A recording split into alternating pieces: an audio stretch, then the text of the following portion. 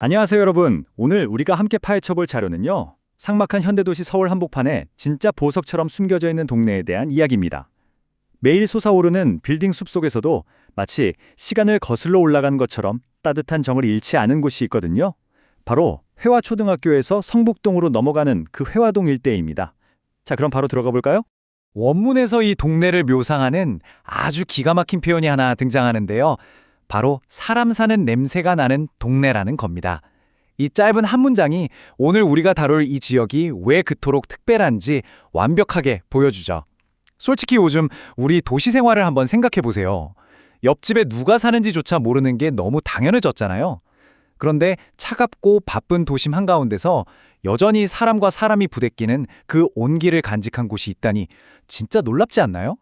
아침이면 누군가 골목길 빚이라는 소리가 들리고 저녁엔 이웃집 찌개 냄새가 담장 너머로 솔솔 풍겨오는 그런 정겨운 느낌 말입니다. 자, 첫 번째 파트입니다. 1번, 특별한 동네 건축 양식의 용광로. 과연 어떤 풍경일지 한번 살펴볼까요? 자, 여기서 정말 흥미로운 부분은 바로 이 동네가 가진 건축과 역사의 묘한 조화입니다. 원문에서는 이곳을 그야말로 건축 양식의 용광로라고 부르거든요. 골목을 쓱 걷다 보면 진짜 세월의 때가 묻은 작은 전통집들이 옹기종기 모여 있어요. 그런데 고개를 딱 돌리면 와, 엄청나게 큰 마당을 가진 대저택이 버티고 있죠. 또 그 바로 옆에는 고풍스러운 한옥이 멋진 처마선을 뽐내고 있고요. 이게 다가 아닙니다. 걷는 길목마다 조선시대 유적부터 근현대 예술가들의 흔적까지 툭툭 튀어나오거든요. 전혀 다른 시대와 스타일들이 한데 엉켜서 회화동에서만 느낄 수 있는 완전 독보적인 분위기를 뿜어내고 있는 거죠. 두 번째 파트로 넘어가 보죠. 2번, 조용한 나날의 끝, 다가오는 변화의 위협입니다. 이 평화로운 동네에 도대체 무슨 일이 생기고 있는 걸까요? 그러니까 여기서 핵심은 저자가 이 평온한 동네의 미래를 꽤 심각하게 내다보고 있다는 겁니다. 조용할 날이 얼마 남지 않았다, 이렇게 콕 집어 말하거든요.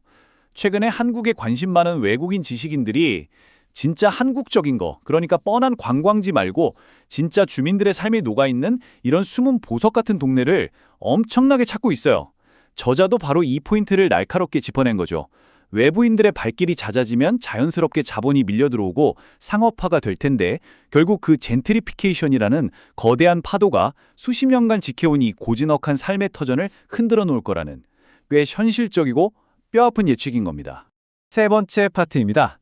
3번, 회화동의 마을 엄마, 변화 속 굳건한 중심, 거센 변화 속에서도 동네가 흔들리지 않는 진짜 이유를 만나보시죠. 여러분, 터줏대감이라는 말 다들 아시죠? 한국의 끈끈한 정을 이보다 잘 보여주는 단어가 있을까 싶은데요. 단순히 한 동네에 오래 살았다는 게 아니라 그 마을에 든든한 기둥 역할을 하시는 분을 말하잖아요. 원문을 보면 저자가 결혼하기도 한참 전부터 회화동을 지켜온 아주 특별한 터줏대감 아주머니 한 분이 등장합니다. 물론 나이로만 따지면 더 오래 사신 어르신들도 계시겠죠. 하지만 이분은 온 동네 사람들의 대소사를 나누는 소통 창구이자 언제든 넉넉하게 품어주는 진짜 마을의 엄마 같은 분이시거든요. 다들 아파트 문 꾹꾹 걸어 잠그고 사는 게 너무 익숙한 요즘 세상에 이런 구심점이 되어주는 어른이 동네에 계시다는 건 진짜 엄청난 축복이자 이 동네를 지탱하는 가장 든든한 버팀목인 셈이죠. 네 번째 파트, 4번. 도심 속 따뜻한 나눔, 이웃과 함께하는 일상입니다. 이 대도시 한복판에서 대체 어떤 따뜻한 일들이 벌어지는 걸까요? 자, 다음으로 넘어가서 이게 어떻게 이어지는지 볼까요? 원문에 진짜 정겨운 공동 김장 에피소드가 나옵니다. 동네 어르신 한 분이 강원도 텃밭에서 직접 키운 튼실한 무랑 배추를 싣고 오시거든요. 그럼 그게 바로 마을 잔치의 시작인 거예요. 좋은 재료 왔다는 소문이 싹 돌면 동네 사람들이 앞치마 두르고 하나 둘 모여서 다 같이 팔 걷어붙이고 김치를 버무리는 겁니다. 그리고 일 다 끝나면 어떻게 하겠어요? 당연히 주인이 준비한 수육 같은 음식들 쫙 깔아놓고 왁자지껄 나눠 먹는 거죠. 집에 갈 땐 갓 담근 맛깔난 김치를 두 손 무겁게 챙겨가고요. 여러분, 이 삭막한 서울 도심 한복판에서 아직도 이런 김장잔치가 열린다는 게 생각만 해도 너무 훈훈하지 않나요? 근데 이게 1년에 한 번 있는 김장 때만 그러는 게 아니에요. 평소 일상을 들여다보면 훨씬 더 뭉클한 일들이 많습니다. 누가 좀 아파서 누워있다는 소식이 들리면 동네 사람들이 십시일반 따뜻한 죽이나 국을 끓여다 나르고요. 또 누가 멀리 이사를 간다고 하면 온 동네가 나서서 아쉬움 가득한 송별회를 열어줘요.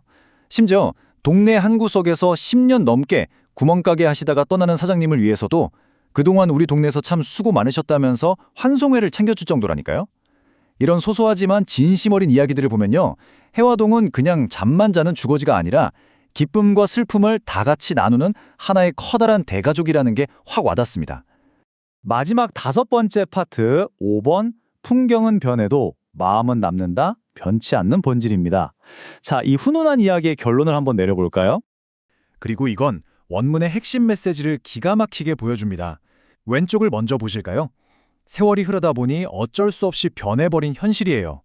낮고 정겨웠던 한옥들이나 흙길 골목이 지금은 번듯한 현대식 빌라랑 포장도로로 많이 바뀌었죠. 겉으로 보이는 풍경은 확실히 예전 같지 않아요. 그런데 오른쪽, 이 변치 않는 본질을 보셔야 합니다. 껍데기가 번지르르하게 바뀌고 낡은 담장이 허물어졌어도 그 안을 꽉 채우고 있는 사람들의 넉넉한 인심, 서로를 가족처럼 챙기는 그 끈끈한 마음만큼은 진짜 10년 전이나 지금이나 똑같거든요. 겉모습이 변했다고 해서 그 속의 알맹이, 사람의 정까지 빼앗아가진 못한 거죠. 바로 이게 해화동이 단순한 과거의 박물관으로 남지 않고 지금 이 순간에도 살아 숨쉬는 현재 진행형 공동체일 수 있는 진짜 이유입니다. 자, 오늘 우리가 살펴본 이 해화동의 이야기가 그냥 저 동네 참 좋네 하고 끝날 일은 아니라고 봅니다. 지금 당장 여러분이 살고 있는 동네를 한번 떠올려 보세요.